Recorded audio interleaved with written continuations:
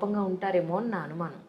ఎందుకు మీకు ఆ అనుమానం ఎందుకు వచ్చింది? మిమ్మల్ని చూసిన వెంటనే అయ్య బాబు ఈయనేమిటి ఎంత సీరియస్గా ఉన్నారేమిటా అని అనిపించింది నాకు.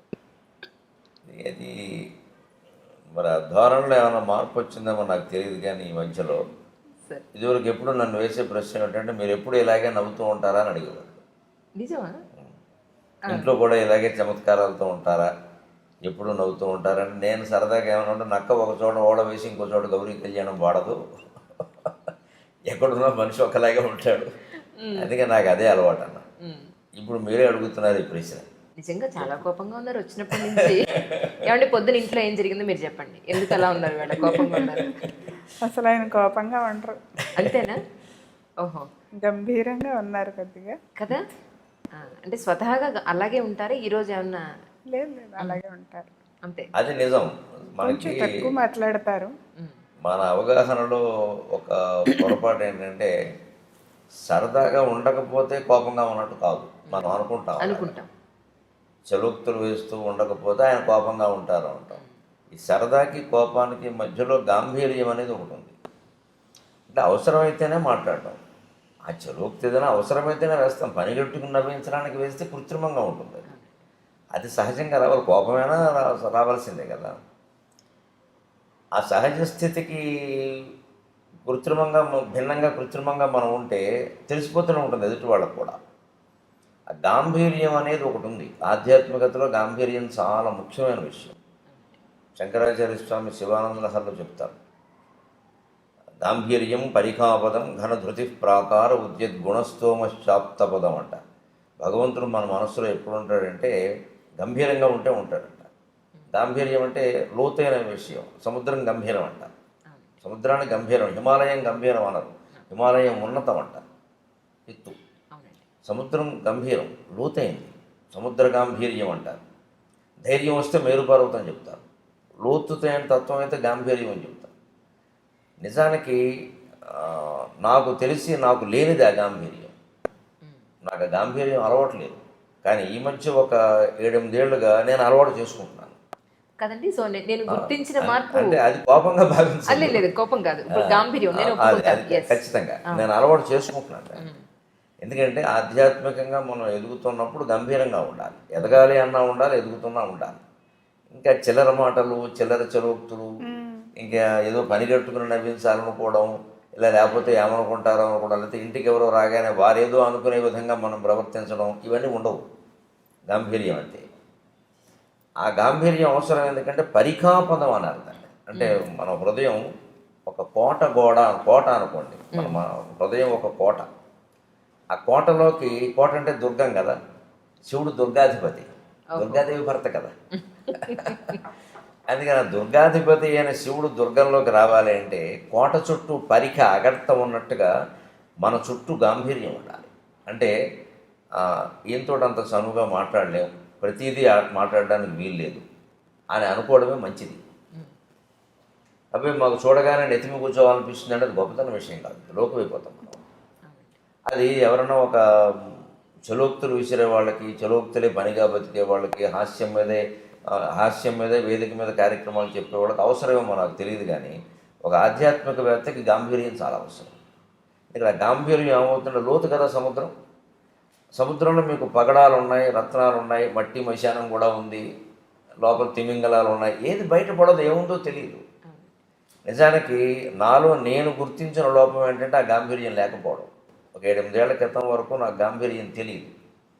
బోళాగా మాట్లాడేయడం, అన్నీ చెప్పాడు, మన ఇంట్లో విషయాలు కూడా చెప్పేస్తాం.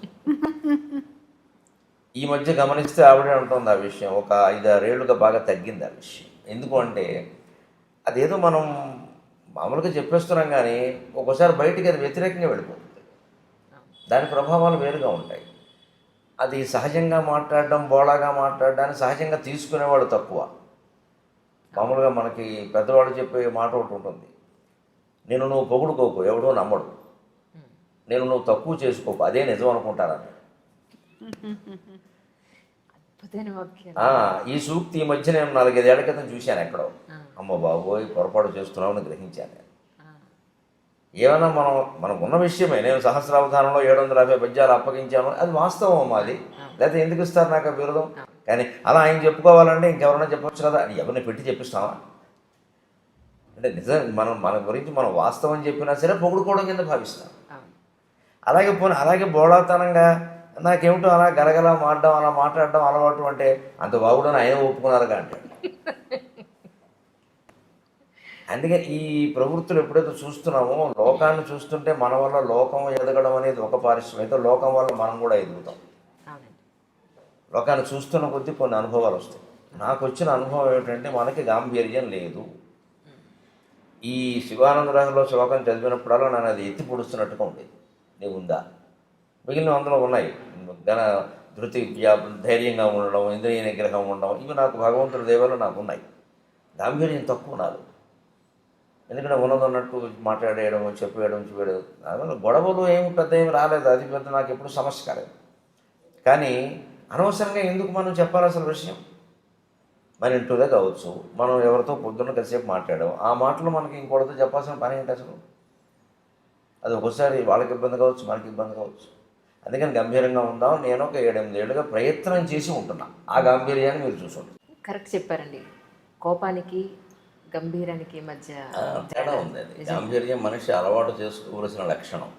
ఎవరైనా ఆడ మగ ఎవరైనా. కోపం అనేది సరే ఎప్పుడైనా ఉండకూడదు. కోపం అనేది ఎప్పుడు మనకి పద్ధతిలో ఏం చెప్తానో కోపం తెచ్చుకోవాలి. ఆయన చెప్పారు కాబట్టి అలవాటు చేసుకున్నానని నాకు అర్థమైంది. నేను అనుకుంటున్నాను ఈయన 3 పూట్ల జపం చేస్తారా అర్ధగంట చొప్పున. అది చాలా లోతైన పుస్తకాలు చదువుతూ ఉంటారు, ఆ విశ్లేషణ చేస్తూ ఉంటారు. అది సహజంగా వచ్చింది అనుకున్నాను నేనే ఈ శ్లోకాన్ని చూసి ఇలా నేర్చుకున్నాను అని చెప్తున్నారు. ఇప్పుడు అర్థమైంది నాకు. సార్, జనరల్గా మీ డే ఎలా స్టార్ట్ అవుతుందండి? మంచి ప్రశ్న. ఎంతవరకు ఎక్కువ మంది అడిగిన ప్రశ్న. 5:30కి లేస్తాను. 5:20కి లేస్తాను. ఎందుకంటే 10:20కి పడుకుంటాను సరిగ్గా. 7 గంటల లెక్క. మధ్యాహ్నం గంట లెక్క. మధ్యాహ్నం 1:30, 2:30. అందులో సాధారణంగా తేడా ఉండదు. 10 నిమిషాలు అటు ఇటు ఉండొచ్చు కానీ తేడా ఉండదు అసలు.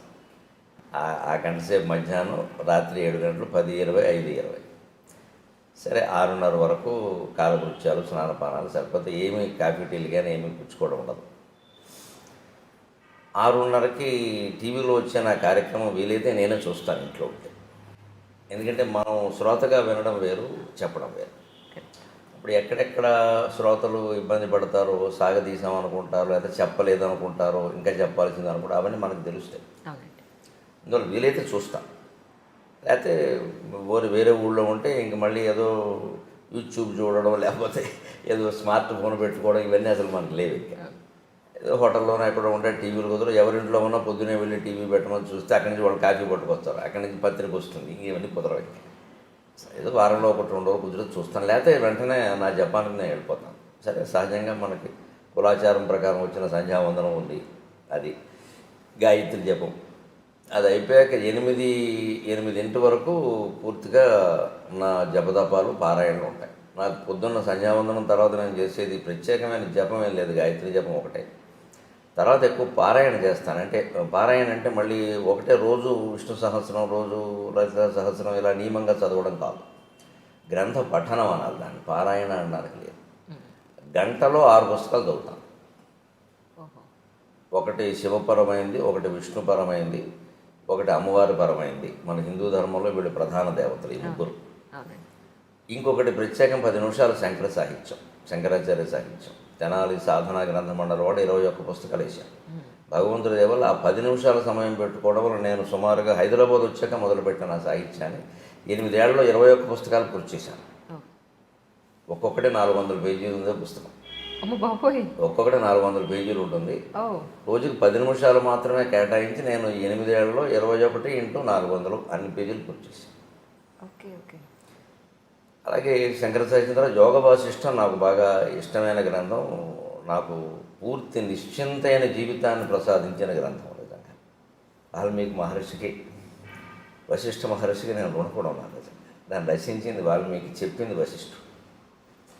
అది నా మీద ప్రభావం చూపించినంతగా మరి ఏ గ్రంథం చూపించలేదు.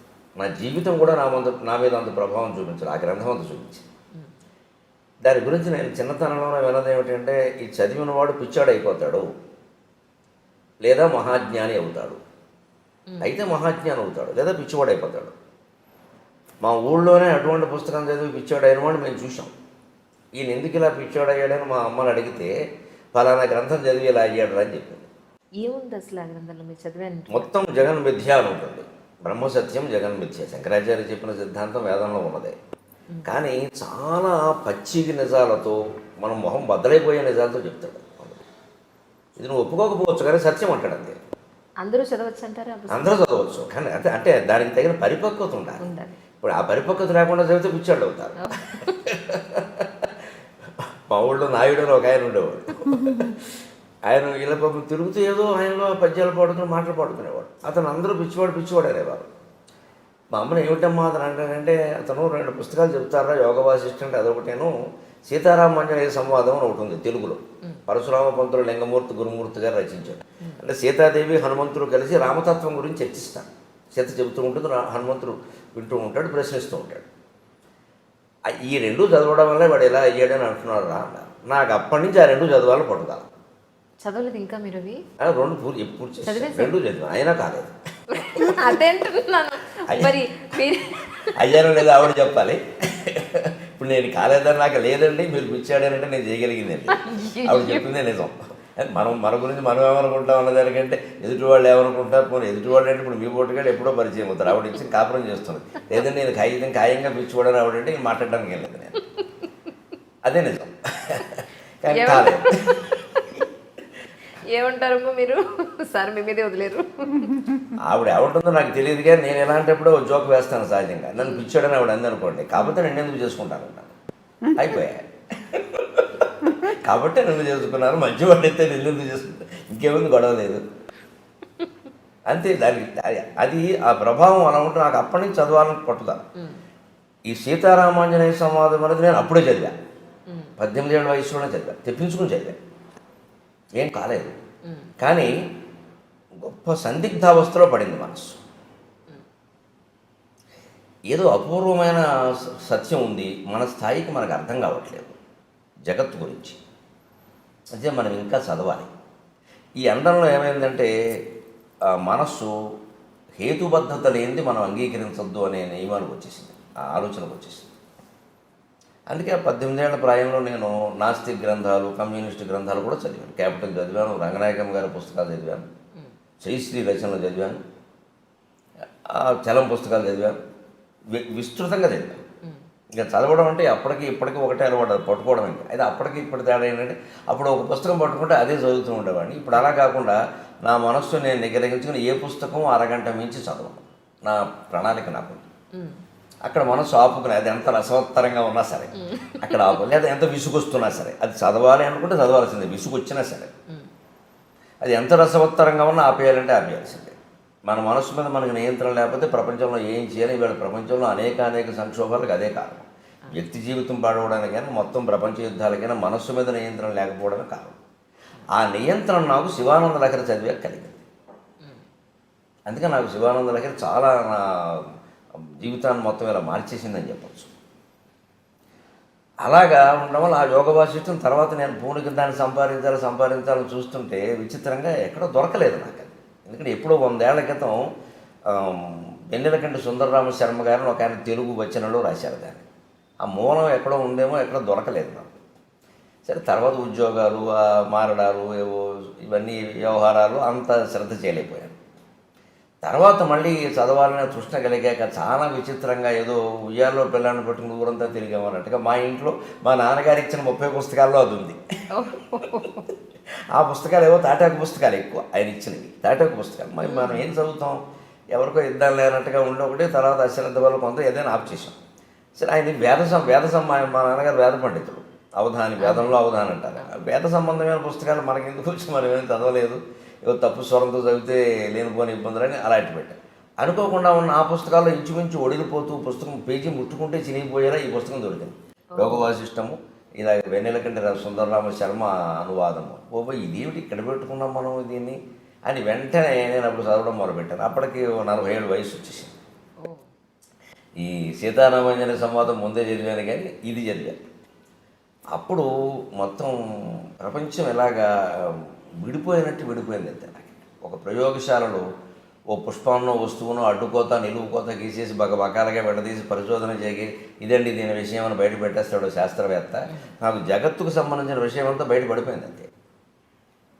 ఇది నథింగ్. దీని గురించి మనం ఆలోచించాల్సింది లేదు. ఏదో నిర్ణయించబడిందో అది నడుస్తుంది, నడవని. మనం చేయాల్సింది ఏదో చేద్దాం. దేనికి చింతించాల్సిన